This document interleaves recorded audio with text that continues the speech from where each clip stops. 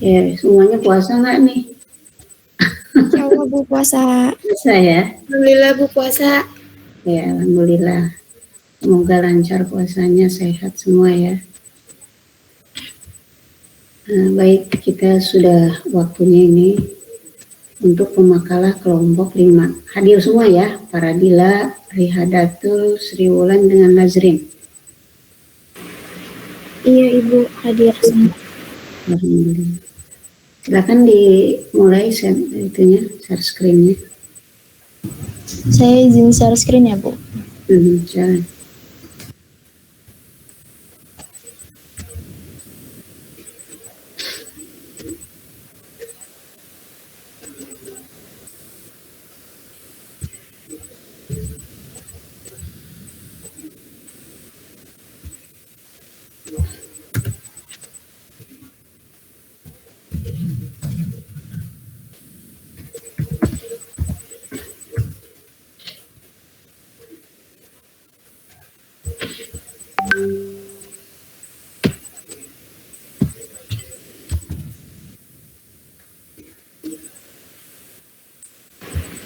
Oke, langsung dimulai aja ya Bu.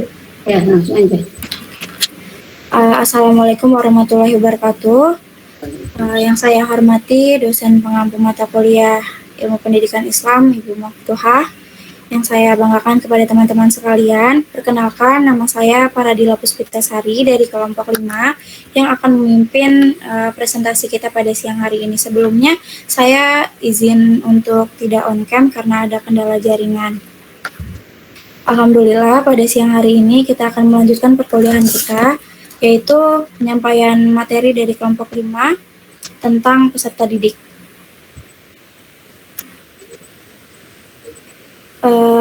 Perkenalkan juga anggota kelompok 5 yang terdiri dari saya sendiri, Paradila Puspitasari dengan NIM 19, Rihadatul Ais dengan NIM 20, Sri Wulan Amanda Putri dengan NIM 44, dan juga Lazrin dengan NIM 49. Kita percepat saja. Setelah ini saya serahkan kepada Saudari Rihadatul Ais untuk menyampaikan materinya. Kepadanya saya silakan. Baik, terima kasih kepada moderator. Untuk materi pertama yaitu mengenai pengertian dari peserta didik. Menurut Al-Rashidin, peserta didik adalah manusia yang memiliki fitrah atau potensi untuk mengembangkan dirinya, sehingga ketika fitrah tersebut ditangani dengan baik, maka peserta didik tersebut akan menjadi seseorang yang baik, yaitu bertauhid kepada Allah. Sementara itu, bila merujuk kepada Undang-Undang Republik Indonesia Nomor 20 Tahun 2003 mengenai Sisdiknas yang terdapat dalam bab 1 pasal 1 poin keempat, dijelaskan bahwa peserta didik adalah anggota masyarakat yang berusaha untuk mengembangkan potensi dirinya melalui proses pembelajaran yang tersedia pada jalur, jenjang, dan jenis pendidikan tertentu. Nah, peserta didik ini juga dikenal dengan istilah-istilah lain, seperti contohnya yang pertama, siswa, pelajar, dan murid. Definisinya hampir sama, yaitu penyebutan untuk peserta didik yang berada pada tingkat dasar, menengah, dan tingkat atas. Kemudian ada mahasiswa, yaitu penyebutan untuk peserta didik yang berada pada tingkat perguruan tinggi seperti universitas. Kemudian ada santri, yaitu penyebutan untuk peserta didik yang non formal tapi berbasis dengan agama Islam, seperti contohnya santri-santri pondok pesantren. Kemudian yang terakhir yaitu warga belajar, yaitu penyebutan untuk peserta didik non formal tetapi yang umum, tidak berbasis kepada agama Islam. Contohnya yaitu PKBM, Pusat Kegiatan Belajar Masyarakat. Nah, aspek-aspek yang berkaitan dengan peserta didik yang pertama ada hak dan kewajiban peserta didik.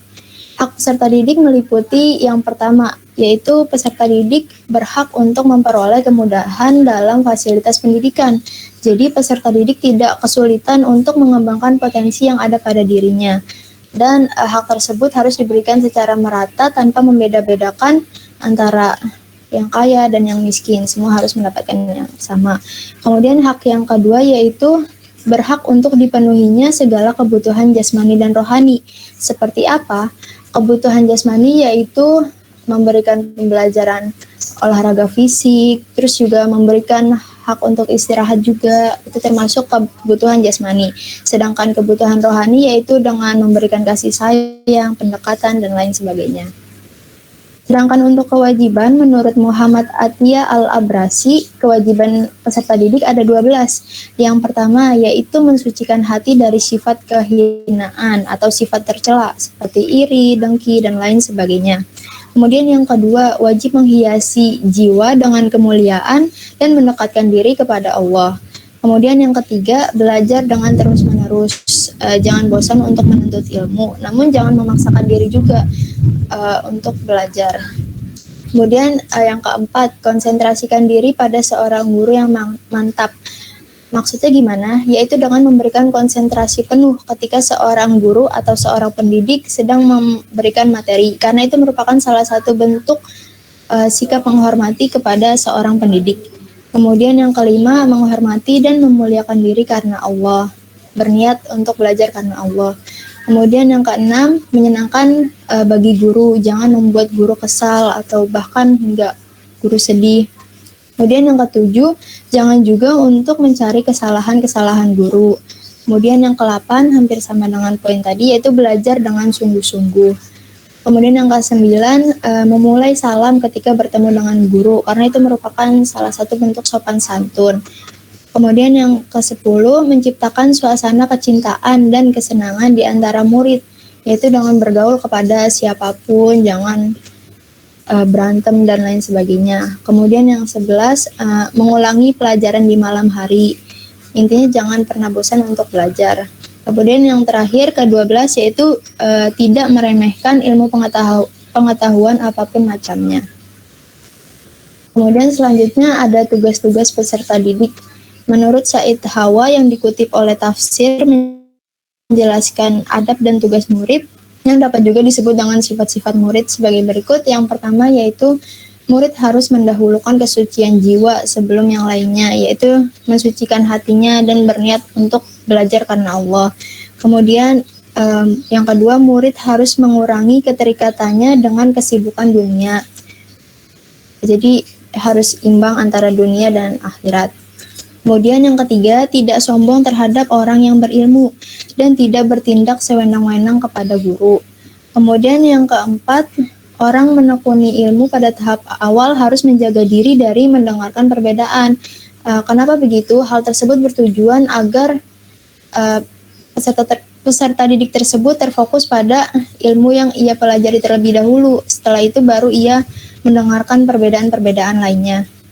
Kemudian yang kelima, penuntut ilmu harus mendahulukan menekuni ilmu yang paling penting untuk dirinya. Baru setelah itu ilmu-ilmu yang lainnya. Kemudian yang keenam, tidak menekuni ilmu sekaligus karena nantinya akan menyusahkan peserta didik tersebut. Jadi harus terfokus kepada satu materi terlebih dahulu, setelah paham baru beralih ke materi selanjutnya. Kemudian yang ketujuh yaitu hendaklah mengetahui ciri-ciri ilmu yang paling mulia. Sedangkan menurut Syekh Al-Zarnuji dalam kitab Ta'lim Muta'alim yang dikutip oleh Nur Ubhiyati menerangkan beberapa sifat dan tugas penuntut ilmu, yaitu tawadu, efah, tabah atau sabat, sabar. Kemudian yang kelima, cinta ilmu dan hormat kepada guru dan keluarganya. Yang keenam, sayang kepada kitabnya. Yang ketujuh, sungguh-sungguh dalam belajar dan memanfaatkan waktu dengan sebaik-baiknya. Kemudian yang ke-8, ajak dan ulet dalam menuntut ilmu. Yang ke-9, waro. Yang ke-10, mempunyai cita-cita yang tinggi. Dan yang ke-11 yaitu tawakal. Kemudian setelah itu ada kebutuhan peserta didik. Kebutuhan peserta didik harus dan wajib dipenuhi oleh seorang pendidik kepada peserta didiknya yang bertujuan agar pendidikan tersebut terpenuhi. Nah, kebutuhannya ini ada 9. Yang pertama yaitu kebutuhan fisik. Seperti yang sudah disebutkan tadi, seperti memberikan haknya untuk beristirahat, terus memberikan pelajaran berupa olahraga dan lain sebagainya. Dan kemudian yang kedua yaitu kebutuhan sosial, yaitu memberikan pemenuhan untuk peserta didik bergaul dengan siapapun tanpa membeda-bedakan. Kemudian yang ketiga, kebutuhan untuk mendapatkan status. Seperti apa? Yaitu dengan memberikan ruang kepada peserta didik untuk memberikan pengakuan kepada dirinya bahwa dirinya ada dan dapat berguna di masyarakat. Dengan begitu, sifat kemandirian peserta didik akan timbul dengan sendirinya. Berkaitan dengan poin keempat, yaitu kebutuhan mandiri, yaitu dengan memberikan kebebasan kepada peserta didik agar peserta didik dapat mengeksplor dirinya lebih lagi. Dan dengan begitu juga peserta didik akan memiliki rasa tanggung jawab sendiri terhadap dirinya sehingga ia akan mandiri. Kemudian yang kelima yaitu kebutuhan untuk berprestasi. Tentunya peserta didik juga berhak untuk berprestasi di bidangnya masing-masing. Kemudian yang keenam, kebutuhan untuk disayangi dan dicintai. Tentunya seorang pendidik harus memberikan perhatian yang lebih kepada peserta didiknya. Kemudian yang ketujuh, kebutuhan untuk curhat, karena peserta didik juga manusia yang memiliki masalahnya masing-masing. Nah, sudah menjadi kewajiban seorang pendidik untuk memberikan ruang kepada peserta didiknya untuk menyampaikan perasaannya. Kemudian yang ke-8 yaitu kebutuhan untuk memiliki filsafat hidup, dan yang ke-9 yaitu kebutuhan intelektual. Maksudnya gimana? Peserta didik kan memiliki minat dan bakatnya masing-masing. Nah, kewajiban pendidik yaitu memberikan program-program yang dapat membuat peserta didiknya mampu untuk mengembangkan potensi dirinya secara maksimal. Baik, untuk materi selanjutnya saya kembalikan kepada moderator. Oke, baik. Terima kasih kepada Saudari Rihadatul Ais yang telah menyampaikan materinya. Selanjutnya, saya serahkan kepada Saudari Lazrin untuk membacakan materi selanjutnya. Kepadanya saya serahkan. Ya, baik. Terima kasih kepada moderator yang telah mempersilahkan saya untuk menjelaskan materi selanjutnya mengenai kode etik peserta didik dalam pendidikan Islam. Sebelumnya saya juga izin off-cam karena jaringan di rumah kurang bagus. Jadi menurut Imam Al-Ghazali yang dikutip oleh Nur Uhbiyati dikemukakan bahwa adab seorang peserta didik mengikuti pelajaran itu ada beberapa macam. Yang pertama, hendaknya seorang pelajar mengemukakan cita-citanya yang suci. Cita-cita yang suci ini juga harus dipenuhi oleh semangat dan terhindar dari sifat yang tidak senonoh dan mempunyai budi pekerti yang baik. Lalu selanjutnya, sedikitkan perhubungan dengan urusan lain. Jangan menyombongkan diri karena ilmu yang dipelajari dan tidak berburuk sangka kepada guru yang mengajar, serta mendengarkan nasihat guru. Selanjutnya, tetap dan tenang belajar menghadapi seorang guru. Janganlah ia bimbang lalu belajar dengan guru yang lain, karena berbeda guru, berbeda juga metode yang diajarkannya, sehingga metode-metode tersebut nantinya akan membuat peserta didik bingung. Terus yang kelima, janganlah ia meninggalkan suatu mata pelajaran yang hendak dipelajari sebelum dimilikinya pelajaran tersebut. Selanjutnya yang keenam, janganlah hendaknya mempelajari ilmu-ilmu pengetahuan dengan sekaligus. Karena umur manusia ini kan tidak akan cukup untuk mempelajari semua ilmu yang ada di dunia. Oleh sebab itu, kita harus memilih ilmu yang penting dan ilmu yang penting tersebut kita pelajari terlebih dahulu. Selanjutnya, jangan mengambil tambahan pelajaran sebelum mengerti pelajaran sebelumnya. Karena pelajaran itu ternyata memiliki hubungan yang satu dengan yang lainnya. Sehingga sebelum mempelajari pelajaran yang baru, kita harus mengerti pelajaran sebelumnya. Selanjutnya, hendaknya tujuan pendidikan itu dihadapkan untuk mendekatkan diri kepada Allah, yaitu dengan jalan berbakti kepadanya, dan bukan untuk hal-hal bersifat keduniaan semata. Selanjutnya yang ke-9, hendaknya pelajar mengetahui perbandingan faedah tiap-tiap mata pelajaran dengan ilmu yang lain, supaya dapat pengetahuan yang lebih patut diutamakan dibandingkan dengan pelajaran yang lainnya.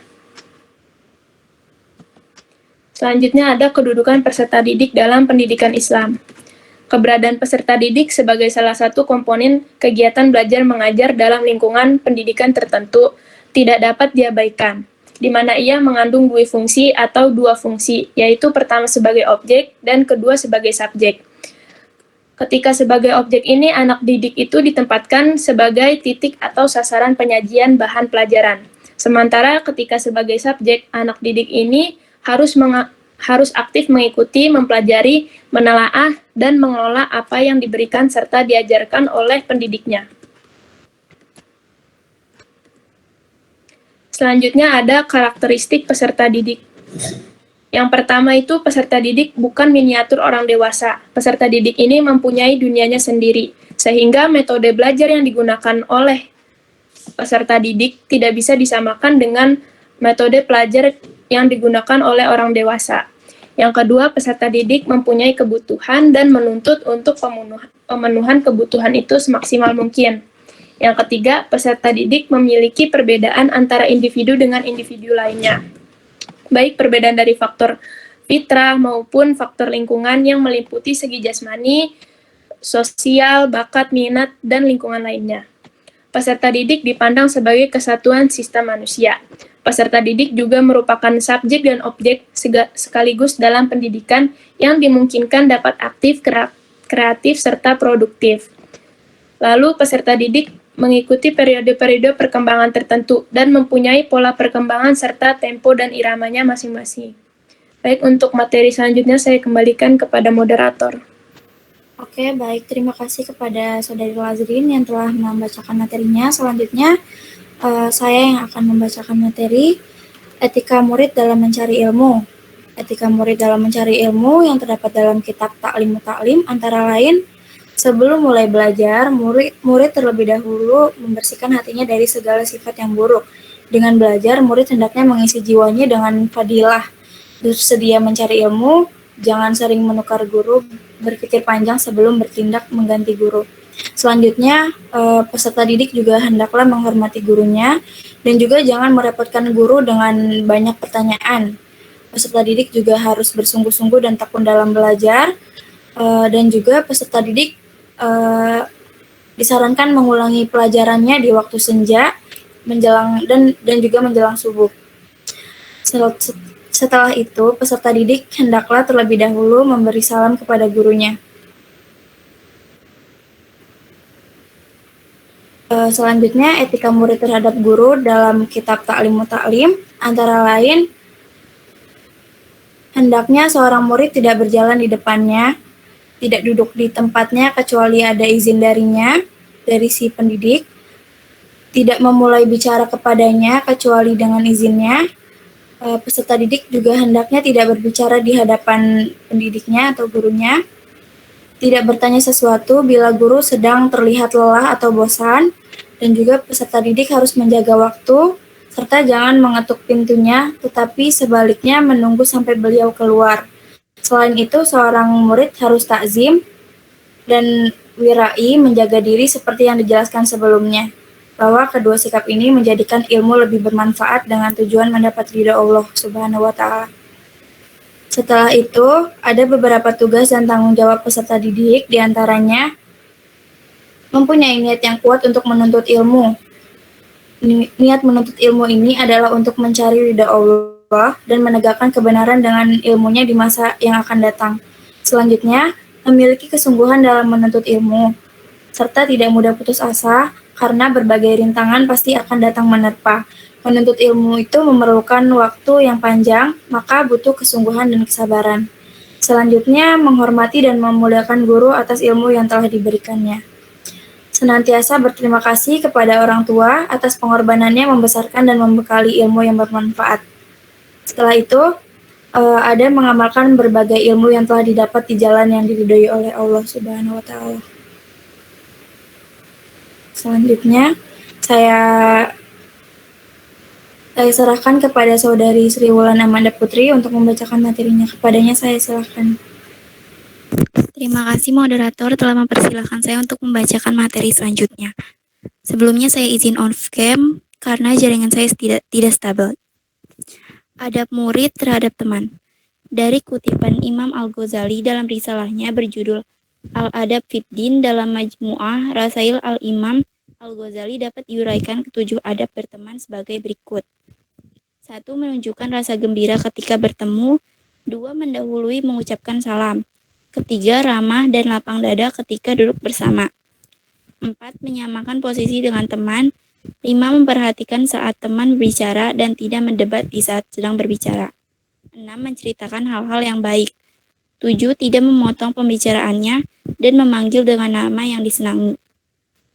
Lalu ada adab murid terhadap sumber belajar. Menurut Prastowo tahun 2015, sumber belajar pada hakikatnya adalah segala sesuatu baik benda, data, fakta, ide, orang, dan lain sebagainya yang bisa menimbulkan proses belajar. Contohnya buku paket, modul, LKS atau lembar kerja siswa, realia, model, market, bank, museum, kebun binatang, dan pasar. Menurut Sutjana tahun 1989, membagi sumber belajar atau learning resource ke dalam beberapa kategori yaitu 1. Sumber belajar cetak dan non-cetak, meletakkan dengan benar dan layak, merawat dengan baik agar tidak cepat rusak. 2. Sumber belajar yang berupa fasilitas, saling menghargai satu sama lain apabila dilakukan berkelompok, tidak berbuat kecurangan. Ketiga, sumber belajar berupa kegiatan, saling menghargai satu sama lain apabila dilakukan berkelompok, tidak berbuat kecurangan. 4. Sumber belajar berupa lingkungan, menaati setiap peraturan yang ada. Lalu ada adab murid terhadap fasilitas belajar. Kita sebagai murid tentu memerlukan fasilitas belajar yang baik dan cukup. Maka dari itu, pihak sekolah pun menyediakan fasilitas yang baik dan nyaman untuk keberlangsungan belajar para murid. Fasilitas belajar yang dimaksud adalah alat pembelajaran sebagai sarana, gedung, beserta perlengkapannya. Sebagai prasarana yang berfungsi menyediakan tempat berlangsungnya proses pendidikan. Fasilitas belajar memiliki peran dan pengaruh dalam pencapaian prestasi belajar siswa. Sebagai murid yang berakhlak baik, tentu kita harus memperlakukan fasilitas belajar dengan baik pula. Adab murid terhadap fasilitas belajar yaitu merawatnya dan tidak boleh merusaknya. Setiap siswa berkewajiban untuk memelihara halaman sekolah, memelihara gedung dengan tidak mencoret-coret tembok, pagar, meja, kursi, dan lain sebagainya. Selanjutnya saya kembalikan ke moderator. Terima kasih. Oke, terima kasih kepada Saudari Sriwulan Amanda Putri. Selanjutnya inilah daftar referensi dari makalah dan juga PowerPoint kita. Selanjutnya kita buka sesi tanya jawab untuk 4 orang tercepat.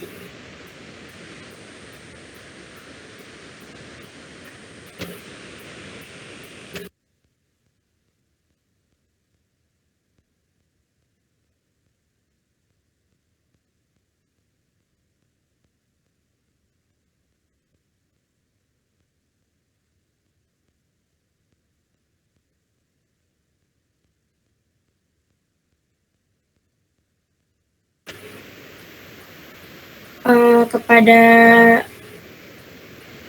Saudari Amelia Putri untuk membacakan pertanyaannya. Ya, terima kasih pada moderator. Sebelumnya mohon maaf, izin off cam karena sinyalnya kurang mendukung. Izin bertanya, menurut kelompok kalian itu apakah faktor lingkungan itu sangat mempengaruhi karakter dan kepribadian peserta didik?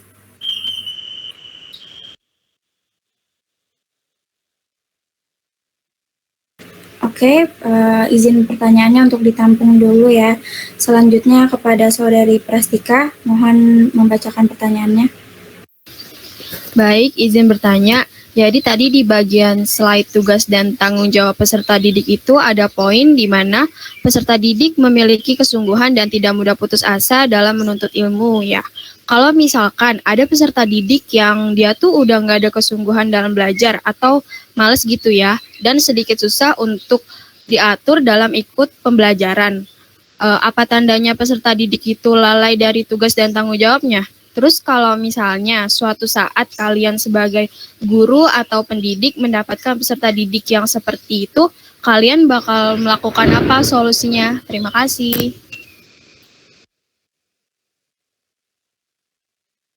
Oke, terima kasih juga. Selanjutnya kepada Saudari Nurul Hilya untuk membacakan pertanyaannya. Iya, terima kasih kepada moderator. Sebelumnya saya ingin bertanya, gimana menurut kalian ngatasin anak murid yang cenderung mudah marah dan susah dinasihatin sama orang yang lebih tua, supaya si anak ini punya sifat yang lebih baik. Terima kasih.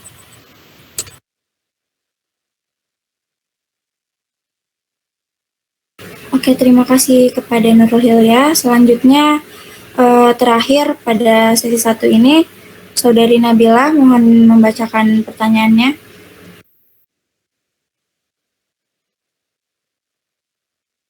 Ya baik, kepada moderator saya ingin nanya tadi pada pernyataan di PPT tuh pada bagian kode etik ada poin yang kayak janganlah hendaknya mempelajari sekalian ilmu-ilmu pengetahuan. Nah itu maksudnya gimana?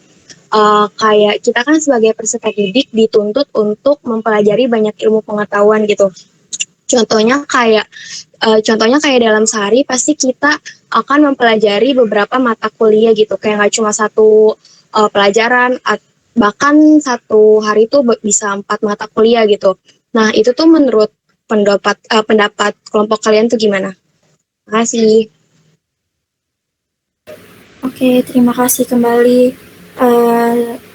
Izinkan saya menjawab pertanyaan dari Amelia Putri. Pertanyaannya tadi, menurut kelompok kalian, apakah faktor lingkungan itu sangat mempengaruhi karakter dan kepribadian peserta didik? Jawabannya iya. Faktor lingkungan itu adalah faktor yang paling utama, paling besar pengaruhnya bagi pendidikan, karena lingkungan itu mempengaruhi perkembangan karakter anak. Bila ia tumbuh dan berkembang di lingkungan yang baik, santun, dan taat beragama, maka anak pun akan tercetak menjadi pribadi yang baik. Begitupun pula sebaliknya, lingkungan itu ada 3, ada lingkungan keluarga, lingkungan sekolah, dan juga lingkungan masyarakat. Lingkungan keluarga itu adalah lingkungan yang paling terdekat. Orang tua harus menjaga sikap, karena sikapnya itu akan menjadi cerminan dari anaknya. Sikap yang baik dari orang tua akan turut serta menanamkan kebiasaan baik peserta didik itu di rumah. Selanjutnya ada lingkungan sekolah, terutama dalam lingkungan pergaulan sesama temannya. Lingkungan pergaulan seorang peserta didik ini sangat berpengaruh terhadap sikap atau kepribadiannya. Jika bergaul dengan lingkungan atau orang-orang atau teman-teman yang baik, maka kepribadiannya juga ikut menjadi baik dan melakukan hal-hal yang baik pastinya. Namun, jika bergaul dengan orang-orang yang tidak baik atau jahat dalam artian suka berbuat hal buruk seperti bully, mencuri, maka kepribadiannya juga ikut menjadi jelek. Maka dari itu, sebagai peserta didik, harus pintar-pintar mencari lingkungan orang-orang yang baik dan juga mencari teman-teman yang baik. Setelah itu, lingkungan yang ketiga adalah lingkungan masyarakat. Ini juga tidak kalah pentingnya dalam upaya pembentukan karakter dan kepribadian peserta didik. Yang dimaksud masyarakat di sini adalah orang yang lebih tua, tidak dekat, tidak dikenal, dan juga tidak memiliki ikatan famili dengan si peserta didik itu. Jadi ketika anak itu melihat perbuatan baik dari masyarakat ini, kedepannya dia akan timbul rasa ingin meniru, dan juga orang-orang inilah yang dapat memberikan contoh, mengajak, atau melarang anak peserta didik dalam melakukan suatu perbuatan. Kepada Amel, apakah jawabannya sudah jelas? Sudah jelas. Makasih, Ara. Oke, selanjutnya yang ingin menjawab pertanyaan.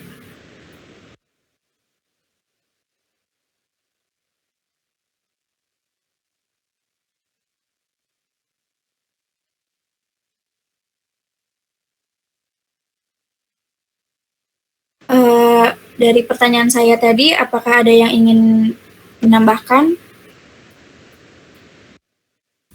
Izin menambahkan, untuk yang tadi pertanyaan apakah lingkungan mempengaruhi akhlak dari anak itu, jawabannya itu saya setuju dengan jawaban Ara tadi bahwa akhlak itu mempengaruhi.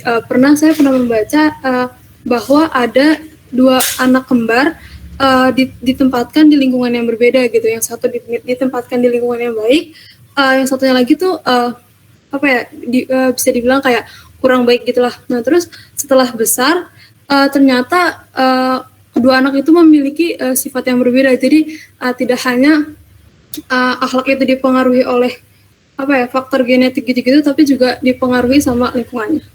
Terima kasih. Terima kasih kepada Erliana yang telah menambahkan.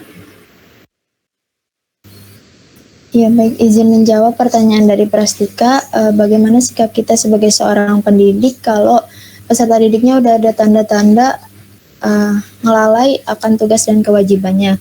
Nah, salah satu tanda bahwa peserta didik telah lalai dari tugasnya yaitu ketika ia udah mulai merasa malas, udah merasa putus asa, merasa nggak ada kesungguhan dalam belajar. Nah, bagaimana sikap kita sebagai pendidik? Nah, hal yang harus kita lakukan yaitu dengan memberikannya pendekatan, memberikan kebutuhan-kebutuhan yang seperti udah dijelaskan di PPT tadi, kayak kebutuhan curhat atau kebutuhan yang lain sebagainya. Nah, itu menjadi tantangan kita sebagai pendidik yang harus kita hadapi, bukan justru cuek atau bahkan marahinnya sampai ngebentak-bentaknya. Karena jika kita salah langkah dalam menghadapi peserta didik tersebut, maka akan timbul sifat-sifat negatif seperti kayak peserta didiknya tambah malas, susah diatur, dan lain sebagainya. Mungkin itu jawaban dari kelompok kami. Ada yang ingin menambahkan?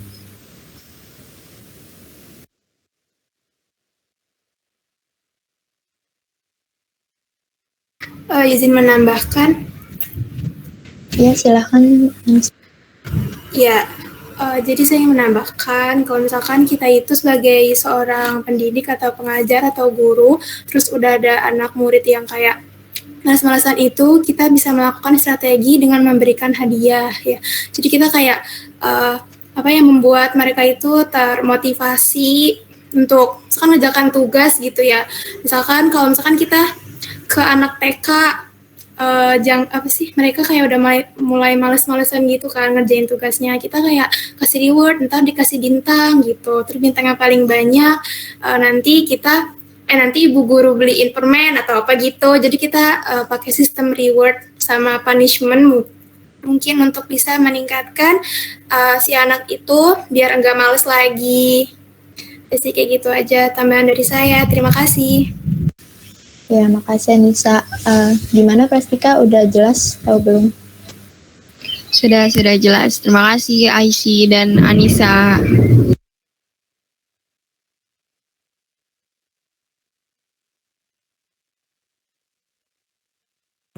Saya izin menjawab pertanyaan Nurul Hilya, yaitu bagaimana cara mengatasi anak murid yang cenderung mudah marah dan tidak mau dinasehati agar si anak ini mempunyai sifat yang lebih baik. Yang pertama, setiap siswa dikarunia keunikan dan karakternya masing-masing. Hal ini menyebabkan setiap siswa tidak dapat ditangani dengan cara yang sama. Supaya semua karakter dan keunikan siswa dalam belajar dapat terfasilitasi, sebagai guru kita harus merancang beragam metode belajar di kelas agar menarik. Kedua, membuat kesepakatan yang jelas agar tiap siswa memiliki rasa tanggung jawab. Yang ketiga, pilih diksi selain jangan. Kan biasanya guru pasti selalu ngelarang muridnya dengan kata, jangan berisik, jangan nakal. Nah, maka dari itu, kita harus menggantinya dengan, ayo anak-anak kita belajar dulu ya sama Bu Guru. Yang keempat, menjadi pendengar yang baik. Pendekatan secara pribadi dan mengajaknya mereka berbicara santai di luar konteks pembelajaran akan memberikan kesempatan siswa mencurahkan unek-uneknya. Atau siswa biasa akan curhat kepada guru, sehingga dapat membangun kedekatan antara siswa dan guru. Apakah jawaban saya sudah jelas, Nurul Hilya? Iya, sudah jelas, Ulan. Terima kasih. Sama. Apakah ada yang mau menanggapi?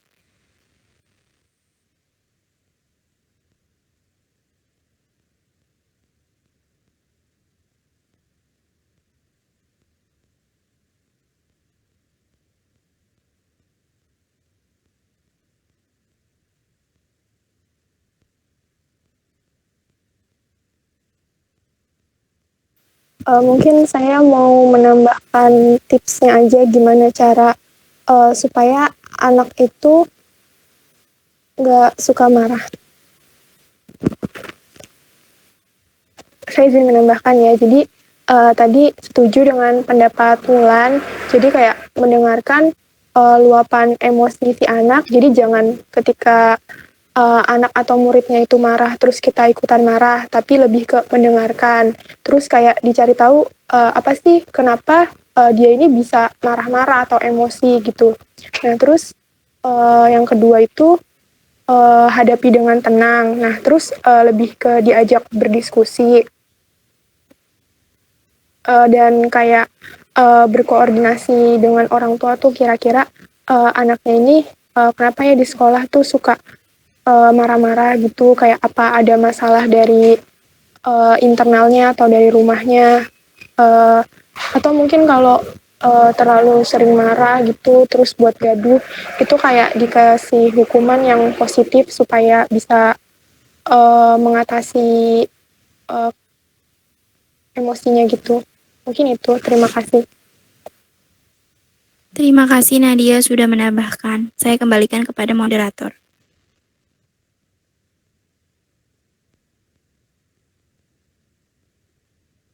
Oke. Selanjutnya kita buka sesi 2 tanya jawab untuk 3 penanya tercepat.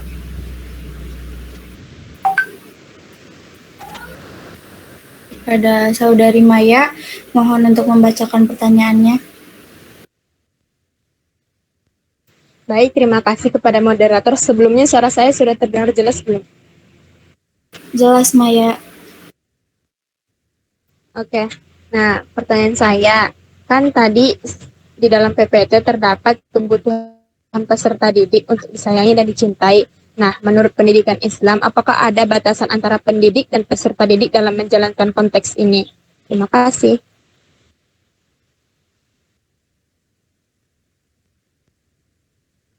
Oke, terima kasih Maya untuk pertanyaannya. Izin ditampung dulu ya. Selanjutnya kepada Saudari Kansa Salma Akifah, mohon untuk membacakan pertanyaannya.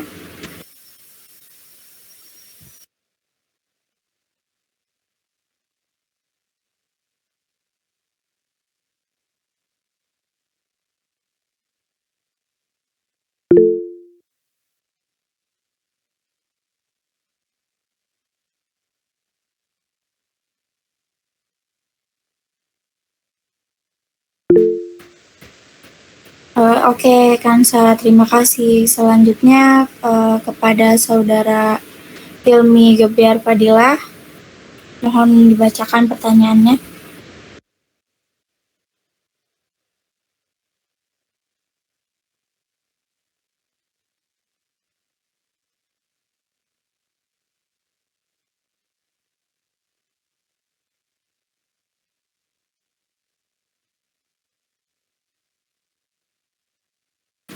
Oke, terima kasih kembali Hilmi. Mohon waktunya untuk berdiskusi.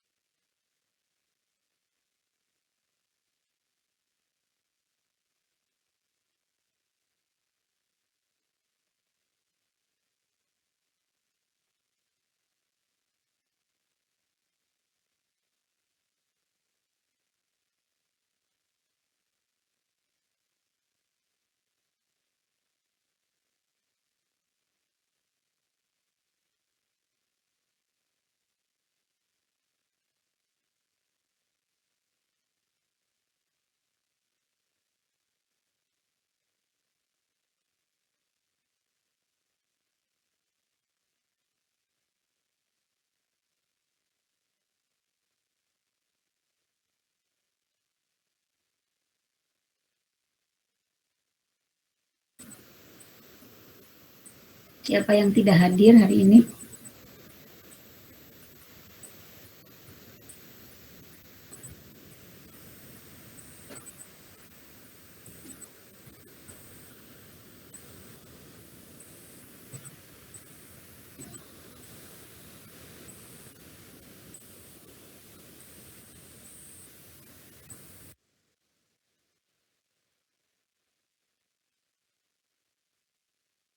Hadir semua, Bu.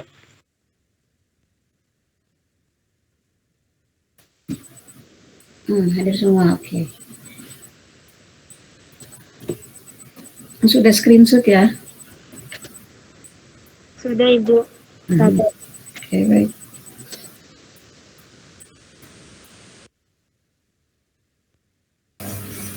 Izin menjawab pertanyaan dari Maya mengenai batasan antara kasih sayang antara peserta didik dan pendidik. Menurut saya ada batasannya, karena kasih sayang pendidik hanya sebatas dalam lingkup pendidikan saja, seperti bentuk kasih sayangnya itu memperhatikannya ketika belajar, kemudian tidak membedakan dan lain sebagainya. Sedangkan untuk keperluan pribadi itu sudah bukan ranah kewajiban kasih sayang oleh pendidik, itu udah balik ke orang tuanya masing-masing. Jadi ada batasan kasih sayang antara pendidik dan peserta didik.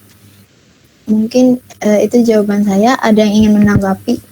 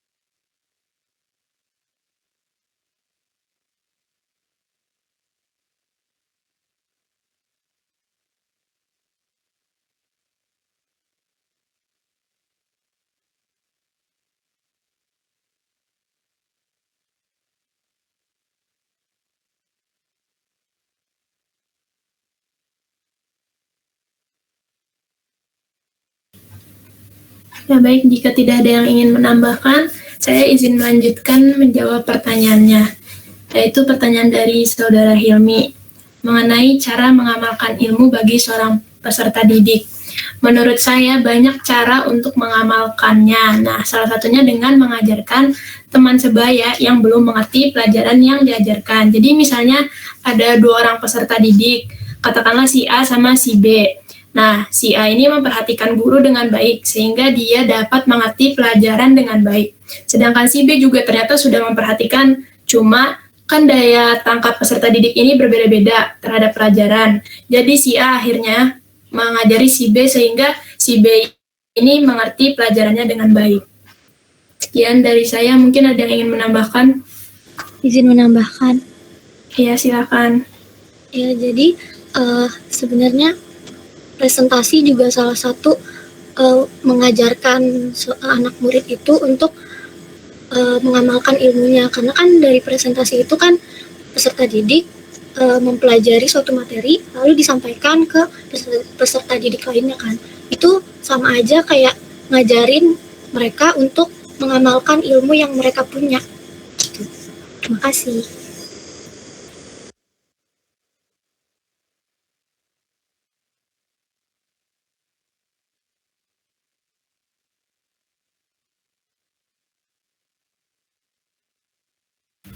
Izin menambahkan untuk dalam hal mengamalkan ilmu bagi peserta didik itu bisa dengan cara kita mempraktikannya apa yang telah kita dapat ilmunya. Misalkan kita telah belajar bagaimana cara buang sampah yang baik, bagaimana kita menjaga lingkungan yang baik, kita terapkan dalam kehidupan sehari-hari. Mungkin itu. Terima kasih. Ya, terima kasih. Mungkin ada teman-teman lain yang ingin menambahkan?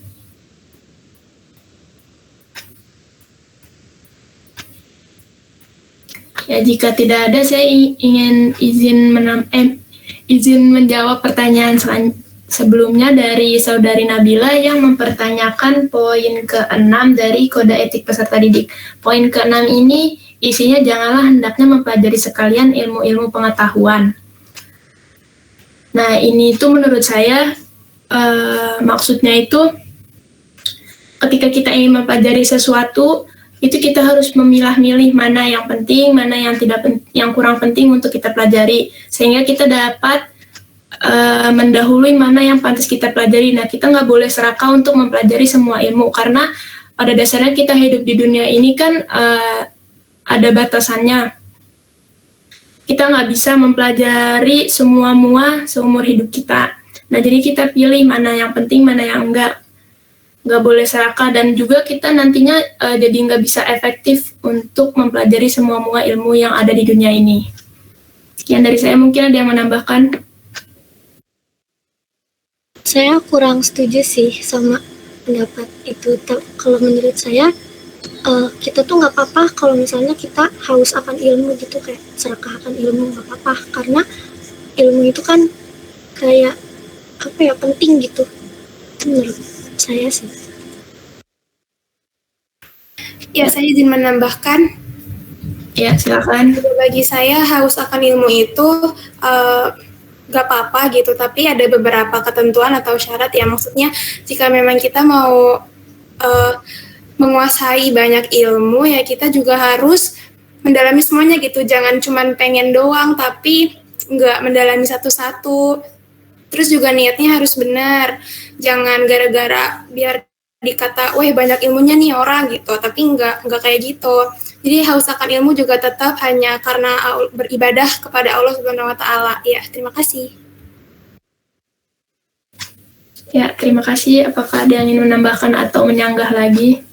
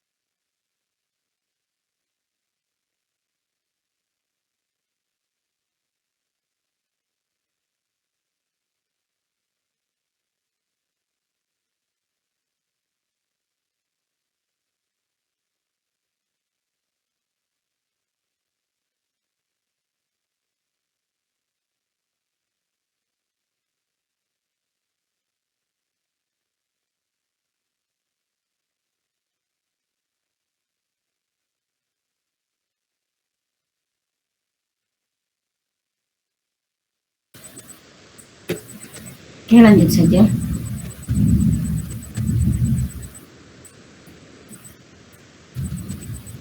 Pertanyaan terakhir ya, silakan.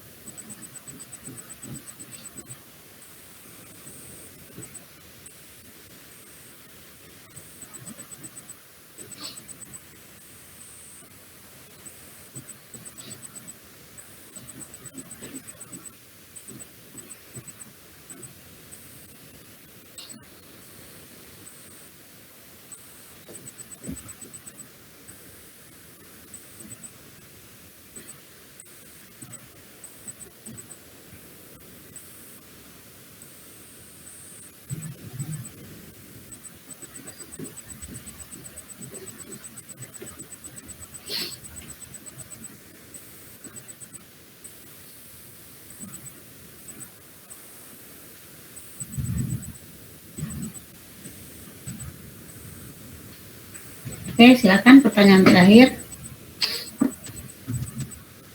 Oke, sambil nunggu, tadi yang ada yang tanya tentang apa tadi yang tanya Nabilah ya, tentang pendapat kode etik. Salah satunya jangan sekalian mempelajari ilmu-ilmu pengetahuan. Tadi sudah ada yang menjawab, jawabannya pas, bahwa yang dimaksud itu karena itu terjemahan ya. Nah, itu kan pendapat Al-Ghazali yang dikutip oleh seseorang, pemakalah mengutip dari beliau yang mengutip tadi gitu. Karena itu terjemahan, sebetulnya kita mesti lihat bahasa aslinya maksudnya apa gitu. Dan kemudian dilihatlah konteksnya. Jadi sementara kita memahami bahwa mempelajari ilmu pengetahuan itu bertahap. Jadi ada tahapannya mempelajari ilmu pengetahuan itu. Ilmu apapun juga. Mulai dari mana yang paling, jadi biasanya kalau kita belajar itu mulai dari yang paling mudah, terus meningkat ke yang lebih sulit, dan seterusnya.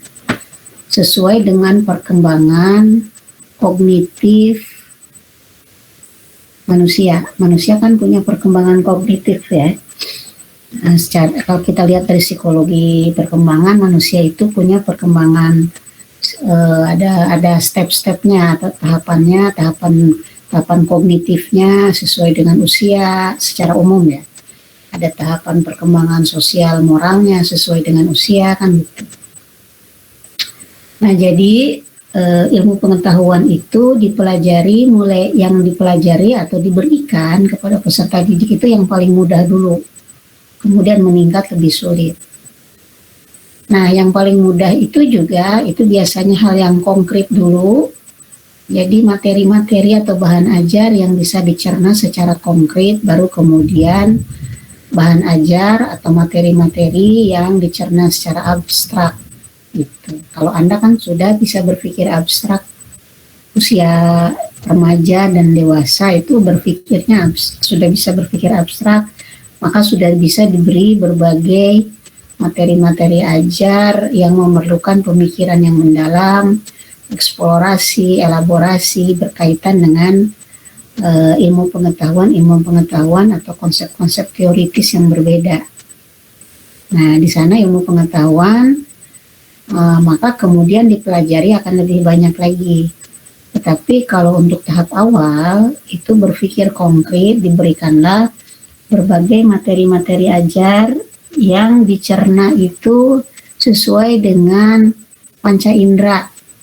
Maka diajarkanlah biasanya oleh anak-anak itu mengenal warna, mengenal gambar, mengenal huruf yang bentuk-bentuk konkret. Bahasanya, kalimat-kalimatnya juga yang sederhana, yang mudah dicerna. Bukan yang memerlukan pemikiran-pemikiran yang mendalam, eksplorasi, elaborasi belum ke sana. Jadi belum bisa mencerna secara abstrak, apalagi menghubungkan dengan hal-hal yang lain, pengetahuan-pengetahuan yang berbelit-belit, tidak. Nah, itu bertahap sesuai dengan usia. Kecuali ada orang-orang tertentu, orang-orang tertentu itu kan hanya 1, 2, 3 orang saja. Tapi secara umum seperti itu. Jadi kalau orang belajar itu lihat dulu dirinya sendiri. Kalau dirinya itu mempelajari, kalau dia sebagai peserta didik awal, tentu yang dia pelajari materi-materi dasar dulu, baru kemudian meningkat. Kayak orang dewasa belajar agama baru, kan dia belajarnya nggak langsung tafsir sama ilmu tafsir, dia belajar yang rendah dulu, ilmu agamanya yang tingkat dasar dulu, baru bertahap. Sama kayak misalnya orang yang biasa berkecimpung di bidang agama, ilmu agama biasanya atau ilmu sosial, kemudian dia belajar matematika atau ilmu-ilmu eksak, dia kan harus belajar dari yang dasar dulu. Gitu. Jadi ilmu pengetahuan itu dipelajari bertahap. Dari yang sederhana, dari yang dasar, kemudian bertahap. Nah, itu kenapa? Karena kemampuan manusia terbatas. Terbatas banyak hal, termasuk tadi terbatas kemampuan kognitif berpikir. Jadi ada modal modal awal pengetahuannya, kemudian perkembangan kognitifnya juga. Nah, seperti itu. Di sisi lain, manusia juga punya keterbatasan waktu, usia. Maka kalau mau belajar, cari dulu mana yang paling urgen buat dirinya. Nah, mana yang paling penting, kemudian bertahap, terus yang lebih penting, begitu. Setiap pelajaran itu bertahap. Kayak Anda misalnya sekarang kuliah. Kuliah itu kan dulu waktu SD apa yang dipelajari, waktu SMP apa yang dipelajari. Kalau orang dari TK, TK-nya dulu, terus SD, SMP, SMA gitu. Kemudian Anda kuliahnya di jurusan apa? Prodi biologi, tadris biologi. Tentu Anda nggak akan dikasih mata kuliah tentang ilmu politik, nggak akan dikasih mata kuliah mengenai sastra Arab, nggak akan dikasih gitu. Ilmu pengetahuan itu banyak sekali. Nggak mungkin kita rangkul semua. Maka nanti dipilih ilmu pengetahuan yang paling penting dulu, kemudian lebih penting, kemudian spesifikasi kita. Gitu. Nah, seperti itu. Jadi kalimat yang ada di dalam nomor 6 kode etik peserta didik kan, kalau yang Ibu baca, janganlah hendaknya mempelajari sekalian ilmu-ilmu pengetahuan, karena umur manusia tidak akan cukup untuk mempelajari sekalian ilmu itu. Sebab itu ambillah mana yang lebih penting dahulu. Orang yang hemat, cermat ialah yang mengambil tiap-tiap sesuatu yang lebih utama saja. Seperti itu. Nah, itu nanti kalau kita sekolah formal kan dikondisikan, sudah dibuat sistemnya. Kalau Anda ngambil tadris biologi, sudah dibuat kurikulumnya ini, sistem kurikulumnya ini yang dipelajari ini. Tidak diberikan pengetahuan ilmu-ilmu yang di luar itu. Kecuali Anda ngambil sendiri di luar prodi ada kuliah di tempat lain atau kursus atau belajar di kelompok-kelompok kajian dan seterusnya. Tapi itu kan terbatas sama, tidak semuanya bisa kita rangkul semua. Tetap itu kita hanya ikut kajian-kajian tertentu atau kuliah di fakultas atau kampus yang berbeda, tapi kan itu di kampus yang lain juga kuliahnya di prodi tertentu juga, atau kursus-kursus tertentu juga, karena ada batasan waktu. Apalagi kalau misalnya mengingat ada biayanya, mengingat ada kita masalah kesehatan dan seterusnya gitu. Nah, oleh karena itu diminta kita cermat mana yang penting buat kita gitu, karena kita nggak bisa rangkul semua yang pengetahuan tuh banyak sekali, apalagi tambah ke sini kan iptek itu berkembang lebih luas dan lebih masif gitu ya. Nah, kita kan nggak bisa semuanya kita pelajari sekaligus dalam waktu yang bersamaan. Nah, tentu seperti itu. Ketika Anda memilih jurusan pun kan Anda pasti pilih satu. Nah, Anda cermati dulu, saya mau kuliah di prodinya apa. Walaupun mungkin tadris biologi bukan pilihan pertama ya, tapi tetap saja itu kan Anda sebelumnya membuat pilihan-pilihan. Gitu. Nah, seperti itu. Nah, itu dimasukkan dalam kode etik peserta didik gitu. Nah, tentu kalau anak-anak belum bisa, orang dewasa lah, baik guru atau orang tua, keluarganya yang mengelola itu. Tetapi sejalan dengan usia seseorang, lebih dewasa, lebih tambah umur, tentu kembali kepada orang tersebut untuk mengelola itu semua. Mana yang paling penting buat kita. Gitu. Karena kita punya batasan-batasan tadi. Oke, silakan dilanjut. Itu ya tambahan dari Ibu. Silakan dilanjut untuk pertanyaan selanjutnya, makalah.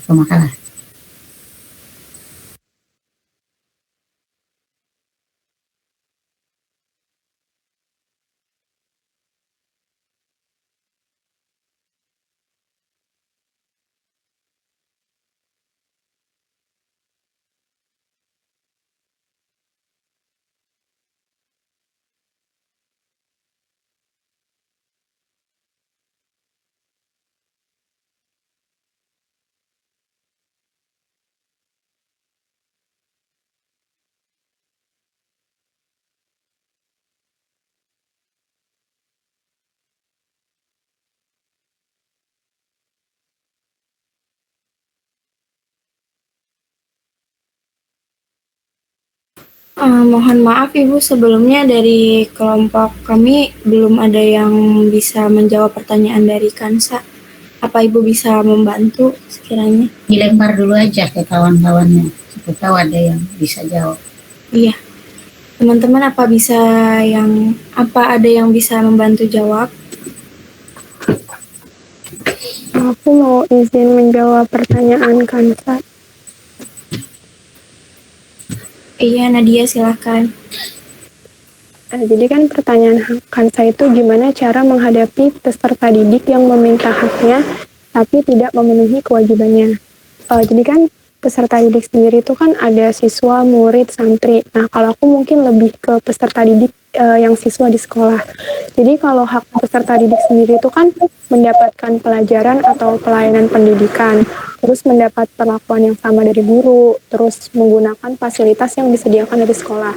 Nah, berarti kewajibannya itu ya berarti memenuhi haknya tersebut, kayak kewajiban untuk menjaga kebersihan sekolah, kewajiban mengikuti proses belajar, menjaga nama baik sekolah dan sebagainya. Berarti kan kayak gimana cara menghadapi murid yang tidak mentaati peraturan sekolah kan. Nah, jadi yang pertama itu bisa memberikan bimbingan atau konseling terhadap siswa yang tidak mau memenuhi kewajiban tersebut. Misalnya dari guru BK. Terus yang kedua itu bisa diberi sanksi, misalnya pengurangan nilai. Kalau misalnya dia nggak mau memenuhi kewajibannya mengikuti proses belajar atau melaksanakan tugas yang diberikan oleh guru. Terus bisa memberikan apresiasi atau penghargaan untuk siswa yang sudah berhasil memenuhi kewajibannya. supaya bisa memotivasi siswa lainnya gitu sih pendapat dari aku. Terima kasih.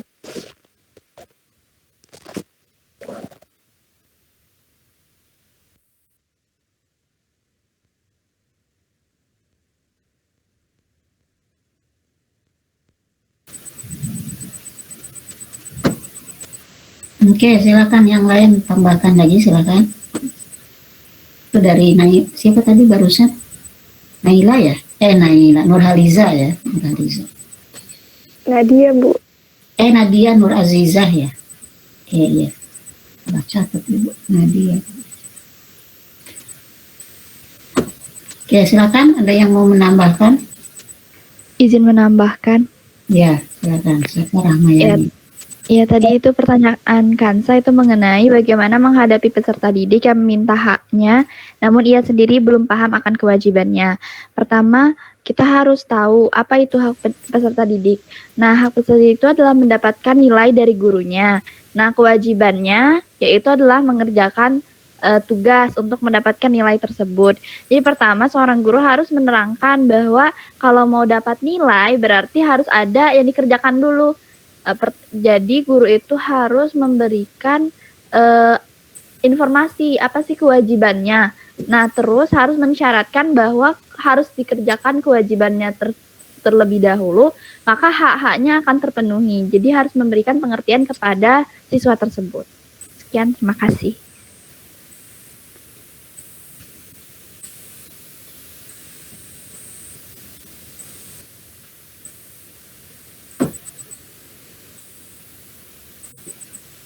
Oke, silakan. Ada atau pemakalah sudah punya jawaban, silakan.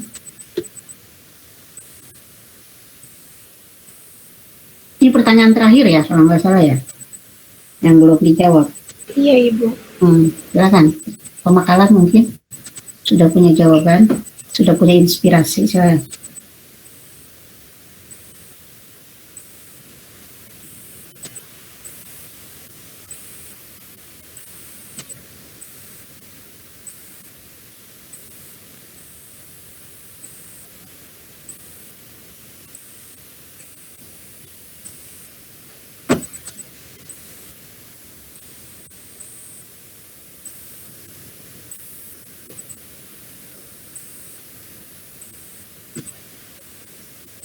Atau yang lain boleh satu orang lagi kalau yang ada yang mau menambahkan. Nah,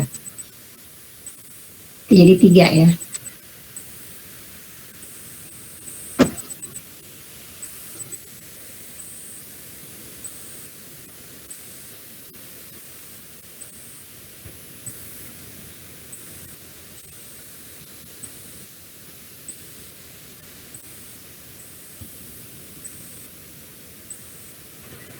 Izin menambahkan, Ya, silakan Sania. menurut saya jika kita sebagai peserta didik ingin meminta hak itu, maka kita terlebih dahulu seharusnya tahu dan paham apa sih kewajibannya itu, seperti yang dicontohkan oleh Rahma ya kan, bahwa hak peserta didik itu dia mendapatkan nilai, maka dia tuh harus melakukan kewajibannya itu dengan kayak mengerjakan tugas sehingga nanti menghasilkan nilai yang termasuk sebagai haknya. Lalu hak itu kan berbanding lurus dengan kewajiban. Jadi seseorang itu akan mendapatkan haknya setelah melaksanakan kewajiban.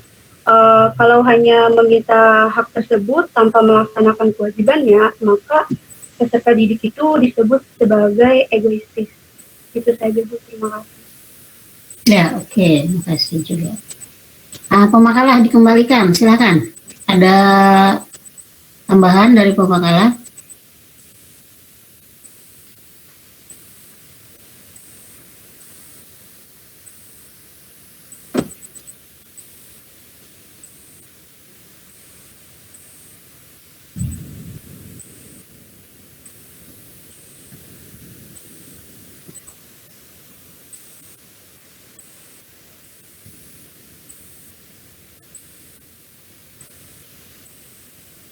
Siapa nih? Faradila, Rihadatul, Sri Wulan dengan Lazrin. Oke, silakan ada yang mau menambahkan.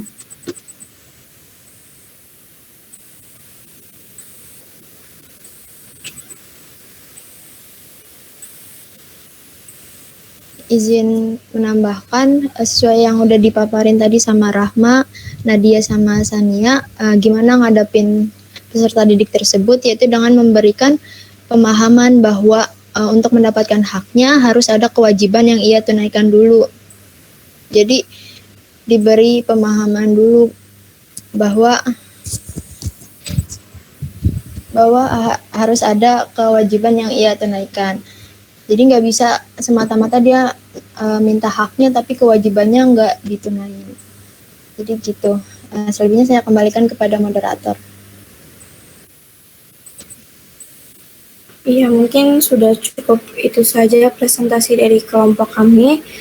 Selanjutnya, mungkin dari Ibu Maftuha sendiri ingin melanjutkan materi atau ditutup saja? Oke, ya saya tambahkan ya. Oke. Nah, mengenai pertanyaan yang barusan, yang terakhir.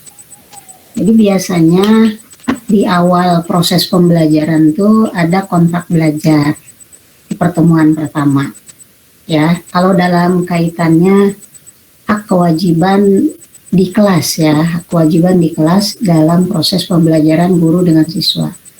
Pertemuan pertama itu ada kontrak belajar. Di sana dijelaskan, di pertemuan pertama itu kan biasanya belum langsung materi kebanyakan. Kalau kenalan dulu artinya atau ada pemaparan mengenai, nah di sana hak dan kewajiban itu dipaparkan. Apa yang menjadi hak siswa, kewajiban siswa, kemudian apa yang menjadi kewajiban gurunya, hak gurunya di sana sudah jelas. Maka itu disebutnya kontrak belajar. Nah itu di awal sudah diinformasikan kepada siswa, kalau guru yang buat, atau kalau buat bersama-sama juga bisa. Nanti dibuat bersama-sama guru dengan siswa, misalnya gurunya melemparkan draft, kontrak belajarnya nanti bersama-sama dibahas dengan siswa. Itu bisa seperti itu, tapi itu di pertemuan pertama. Jadi nanti proses belajar mengajar itu mengacu ke sana. Gitu. Nah, siswa yang kira-kira akan melanggar kontrak itu tentu sudah mengetahui apa resikonya. Begitu juga guru juga harus punya tanggung jawab memenuhi kontrak belajar juga sama. Gitu. Karena itu kontrak belajar siswa dengan guru. Nah, kalau di pertengahan ada siswa yang kira-kira menyeleweng dari kontrak belajar itu, nah ingatkan siswa tersebut, itu gurunya harus punya ketegasan, jangan sampai kecuali ada kasus yang luar biasa, itu kan kasus luar biasa yang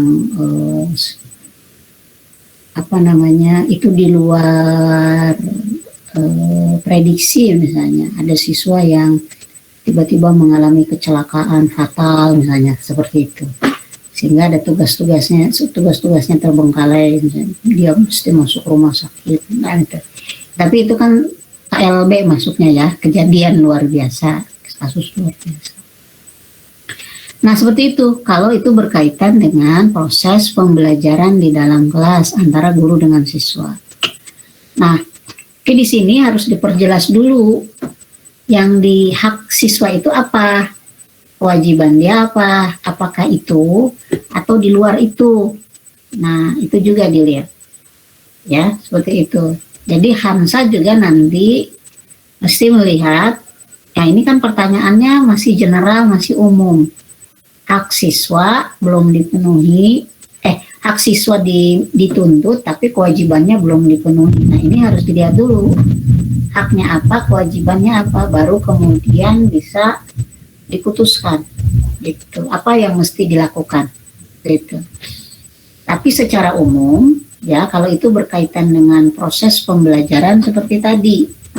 Nah jadi sudah ada antisipasi di awal, maka dibuat pedoman. Jadi kontrak belajar itu sebagai pedoman. Sama kalau guru mau di dalam kelas, guru mau melakukan proses pembelajaran di dalam kelas.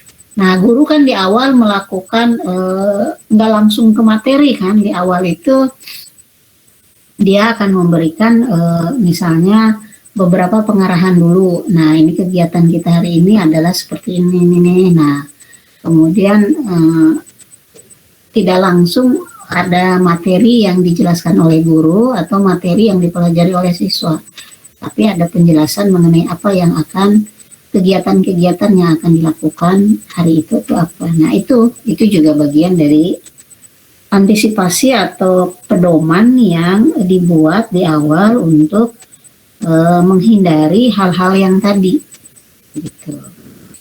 Nah jika itu sudah terjadi di tengah-tengah, maka mesti ada sikap, guru mesti memiliki sikap mulai dari yang lembut sampai kepada yang tegas. Tentu bertahap sikap itu, tidak langsung tegas, ya gitu.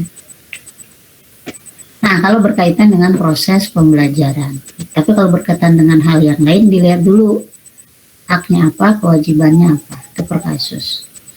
Nah selanjutnya ya tadi betul cara mengamalkan ilmu untuk peserta didik. Peserta didik itu peserta didik istilah untuk bisa murid, ya, santri. Tadi kan kalau di makalah itu ya, murid, santri, siswa, apalagi dan lain-lain. Jadi peserta didik itu kalau secara umum adalah orang yang belajar baik di lembaga pendidikan formal maupun non formal kan itu.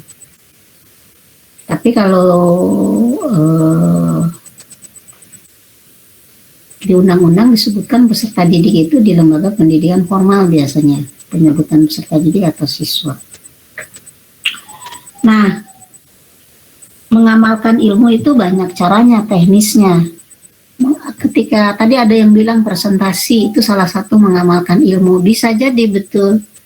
Kan Anda sudah mempelajari nih pemakalah, sudah mempelajari pasti tahu lebih dulu dari kawan-kawannya tema yang bagian dia.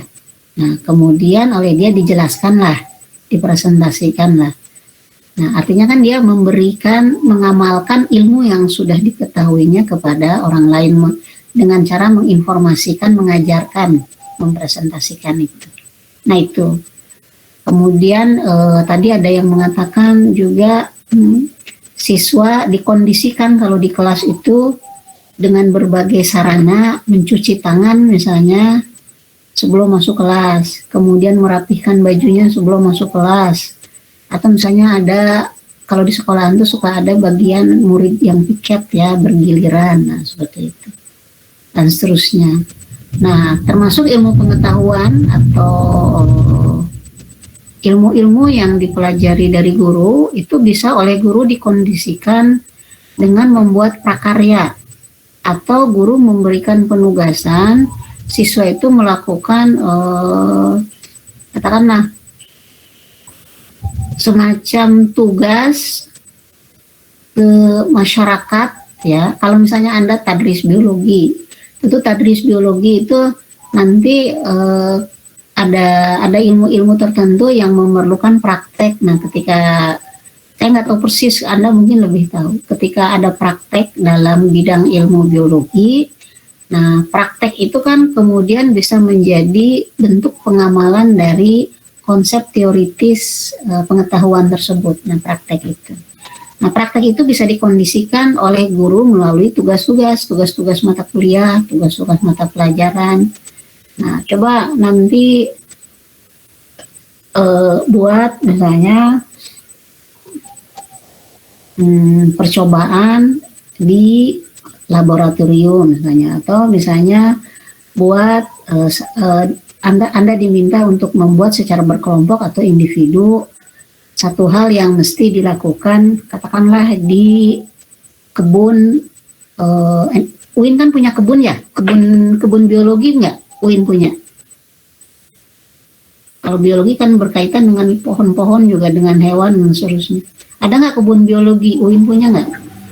Kurang tahu, soalnya belum pernah ke UIN. Oh iya, ini semester 2 ya, saya lupa. Iya. Nah, misalnya ketika ada kegiatan yang seperti itu, penugasannya dari dosen atau di sekolah penugasan dari guru, nah itu juga bagian dari pengamalan ilmu. Ibu ingat dulu, Ibu kan sekolahnya itu jurusan IPA dulu ya, di SMA di Alia itu. Nah itu kita ada praktek-praktek tertentu, misalnya bagaimana cara kita stek, kemudian kita juga ada lab ya, untuk mata kuliah pelajaran kimia itu kita ada laboratoriumnya, ketika SMP juga sama. Nah, itu kan sesuai dengan pengarahan dan penugasan dari guru. Nah, itu sekaligus pengamalan ilmu sebetulnya. Praktek-praktek itu praktikum ya. Seperti itu. Kalau orang yang belajarnya ilmu agama, tentu prakteknya itu dalam kesehariannya. Kalau misalnya dia belajarnya, tergantung ilmu pengetahuan apa yang dipelajari. Nah, peserta didik mengamalkan ilmu itu bisa oleh karena kesadaran dirinya, bisa juga memang karena penugasan dari guru-gurunya, pengamalan ilmu itu sebetulnya ya. Gitu. Nah,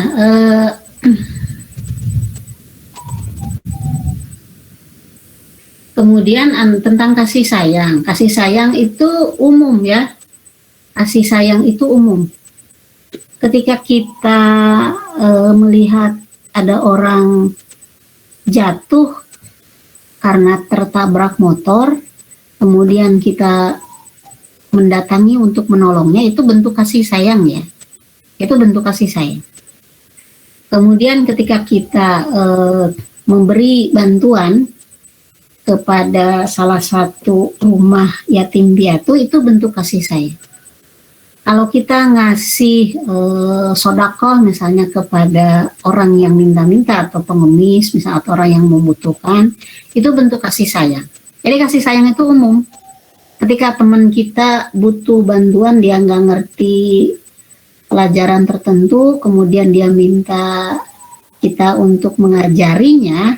Nah, kita mengajarinya dengan tulus, nah itu bentuk kasih sayang. Kasih sayang itu umum. Sama guru juga menyayangi siswa-siswanya, sehingga guru ingin siswanya lulus mata pelajarannya atau mata kuliahnya. Guru-guru ingin siswanya tidak ada yang tinggal kelas, inginnya semua naik kelas, nilainya bagus-bagus. Guru-guru ingin murid-muridnya itu lulus dari SMA, dari madrasah aliyah dengan nilai-nilai yang bagus, kemudian masuk kuliah di kampus-kampus yang bagus. Nah, itu juga bentuk kasih sayang. Nah, kasih sayang itu umum. Ya, seperti itu kasih sayang itu. Jadi, ketika seorang guru ingin membantu siswanya menjadi orang-orang yang berhasil, itu adalah bentuk kasih sayang guru kepada siswa. Etikanya, guru memperlakukan siswanya secara adil dan merata sesuai dengan potensi masing-masing siswa, karena potensi siswa tidak sama. Ada siswa yang cepat sekali menangkap pelajaran-pelajaran tertentu, sementara kawannya yang lain tidak, dia lambat menangkap pelajaran tersebut. Ada siswa lain yang dia cerdas sekali dalam pelajaran-pelajaran tertentu, yang lain tidak. Nah gitu, itu kan berbeda-beda ya kemampuan siswa itu. Kemudian ada siswa yang juga dia memiliki karakteristik atau modalitas belajarnya yang berbeda. Yang dia cepat sekali kalau belajar dengan cara mendengarkan, ada yang dengan cara melihat, ada yang dengan cara berkarya. Ada siswa yang memerlukan perhatian khusus karena dia punya masalah-masalah, punya problem di dalam dirinya atau dalam kehidupannya. Nah itu. Nah, itu adalah kondisi-kondisi siswa yang berbeda-beda. Ya, baik itu potensi, nanti bakat, ataupun permasalahan-permasalahan siswa. Nah, idealnya guru itu memperlakukan siswa secara adil, itu disesuaikan dengan kondisi-kondisi tadi. Sebetulnya begitu. Nah, itu saja sebetulnya yang diminta dari guru. Tapi pada umumnya guru itu menginginkan siswa menjadi orang-orang yang berhasil. Nilai-nilainya bagus, lulus semua mata pelajaran, lulus sekolah dengan nilai-nilai yang baik, dan kemudian menjadi orang sukses. Nah, itu kasih sayang guru kepada siswa, kepada seluruh siswa sebetulnya. Gitu. Hanya nanti dalam kenyataannya ada siswa yang dekat dengan guru, ada siswa yang tidak dekat dengan guru. Nah, kenapa? Itu faktornya banyak macam-macam. Nah, guru biasanya akan lebih kenal siswa yang nakal, maka cepat dikenal sama guru. Atau siswa yang misalnya sangat pandai, atau siswa yang cerewet, nah gitu. Jadi itu biasanya guru akan, tapi siswa yang diem aja, itu cenderung kurang dikenal oleh guru. Nah itu saja. Jadi ada murid yang dekat dengan guru, ada murid yang tidak dekat dengan guru. Nah itu karena banyak faktor kondisi-kondisi tertentu. Tapi secara umum begitu. Nah jadi kasih sayang itu umum, beda dengan masalah cinta antara lawan jenis. Nah itu beda. Kasih sayang itu bukan itu. Kasih sayang itu umum. Nah jadi guru itu menyayangi siswa untuk hal-hal yang tadi ya. Seperti itu. Nah terakhir mungkin dalam psikologi sosial itu dikatakan bahwa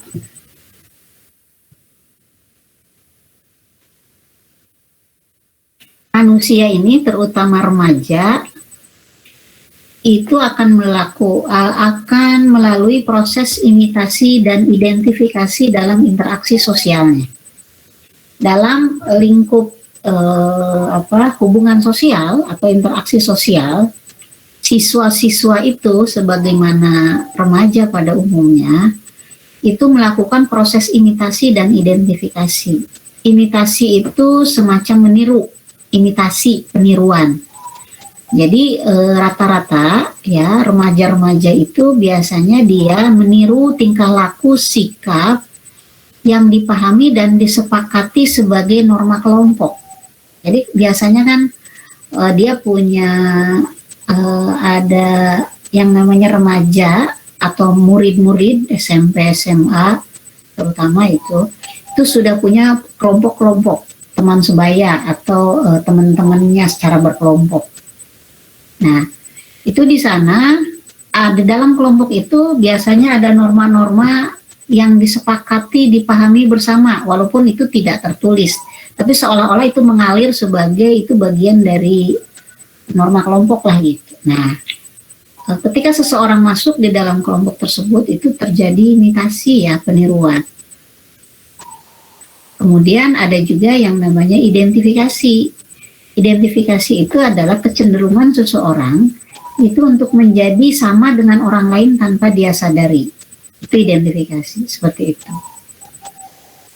Tapi secara umum, ya, nah, secara umum manusia kalau kita mau melihat juga sama, itu melakukan proses imitasi dan identifikasi dalam diri. Misalnya kita, siapa? Misalnya ada seseorang, orang Sumatera Barat, ya, datanglah dia merantau ke Jakarta. Itu kan bukan kampung halamannya. Mau nggak mau dia mesti menyesuaikan diri di wilayah tempat tinggalnya. Jakarta, di Jakartanya sebelah mana nih? Oh di sana banyak, di Jakartanya pinggiran misalnya. Banyak orang Betawinya. Mau nggak mau, di sana dia mesti menyesuaikan diri di sana. Menyesuaikan diri, nah gitu. Kemudian lama-lama, itu ada proses, disadari atau tidak disadari, ada proses identifikasi pada dirinya, ada pembauran dalam dirinya. Maka lingkungan sosialnya itu berpengaruh terhadap dirinya. Ada perubahan berbicara, ada perubahan dalam tutur katanya, ada pemilihan kalimat-kalimatnya, nanti ada penyesuaian termasuk perilaku-perilaku kesehariannya. Lama-lama itu sekian tahun misalnya gitu. Dan juga nanti ada budaya-budayanya yang melakukan penyesuaian. Jadi segitu juga dengan orang Indonesia yang merantau misalnya ke luar negeri, pasti akan melakukan hal-hal seperti itu. Nah, jadi faktor lingkungan itu sangat pengaruh, ya. Tadi ada pertanyaan tentang faktor lingkungan mempengaruhi peserta didik, betul. Maka ada peserta didik, salah satu ada peserta didik kalau dia masih menjadi orang yang sedang belajar adalah mampu melakukan filterisasi terhadap pergaulannya supaya dia fokus dalam proses belajarnya. Jadi dia memilih-milih mana yang bisa dijadikan teman, mana yang tidak, mana yang kira-kira bakal mengganggu kuliahnya, belajarnya, mana yang tidak, seperti itu. Nah, itu salah satu adab siswa atau peserta didik sebetulnya itu. Nah, gitu ya. Bahkan di dalam konsep agama, akhlak itu menurut banyak pakar-pakar akhlak, itu sebahagian besar itu dibentuk karena pembiasaan dan pendidikan. Kalau memang itu turunan atau bawaan asli dia wataknya begitu, itu hanya sebahagian kecil sekali. Akhlak itu terbentuk dari watak asli, tapi akhlak sebahagian besar itu terbentuk dari pembiasaan, dari pendidikan pembiasaan. Maka faktor lingkungan itu sangat dominan mempengaruhi peserta didik, baik dalam perilaku belajarnya maupun perilaku yang lain. Gitu ya. Oke, cukuplah dari Ibu. Sekarang terakhir, Ibu ada tugas buat kalian. Ini tugas UTS.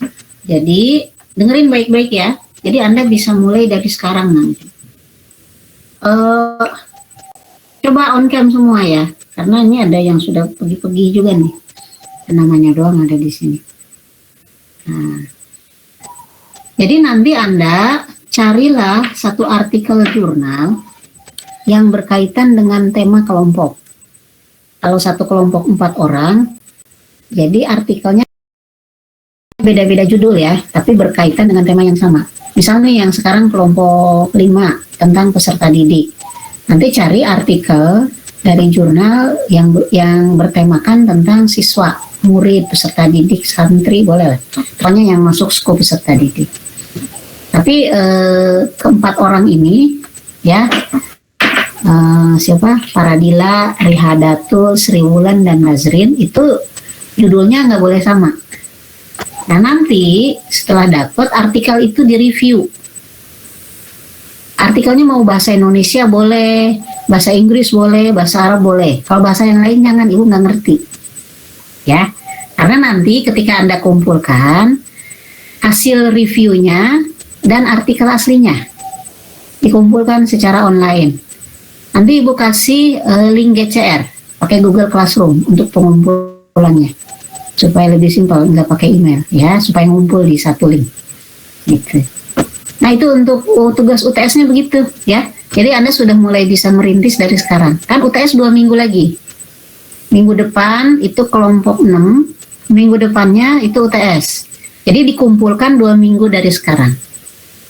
Nah, ada waktu 2 minggu untuk mengerjakannya, ya, seperti itu. Oke.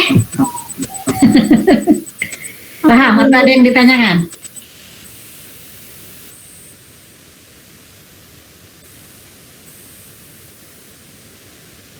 Tidak ada, UTS hanya yang tugas tadi saja. Nah, kalau UAS bisa jadi itu, semuanya nanti Ibu tanyakan.